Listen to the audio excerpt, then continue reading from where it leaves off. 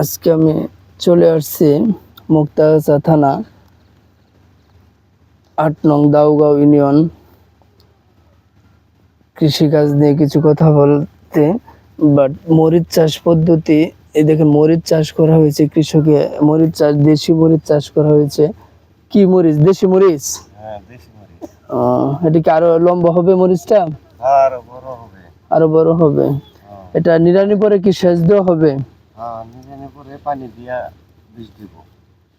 পানি দিয়ে বীজ দিব, বীজ। পানি দিয়ে বীজ দিবে। কৃষক এখানে কৃষকের সাথে কথা বললাম, কৃষক বললো যে এইভাবে নিড়ানির পরে আসলে বীজ দিবে। প্রথমে তো নিড়ানির পরে আপনি দিতে হবে, সেচ দিবে, পানি দেওয়ার পরে বীজ সার যেটাই দেওয়া হোক পরে দেওয়া হবে, একদিন পরে দেওয়া হবে। তাই কৃষকে যে কাজগুলো করতেছে দেখেন, এই যেভাবে নিড়ানি হচ্ছে। আসলে কৃষিকাজটা অনেক কষ্টের একটি কাজ। যদি সঠিকভাবে সঠিক পরিচালনা করতে পারে তাহলে লাভবান হতে পারবে, আর যদি সঠিকভাবে সঠিক পরিচালনা না করতে পারে তাহলে লাভবান হতে পারবে না। কৃষকটা আসলে ইদানিং লসই খাচ্ছে বেশি।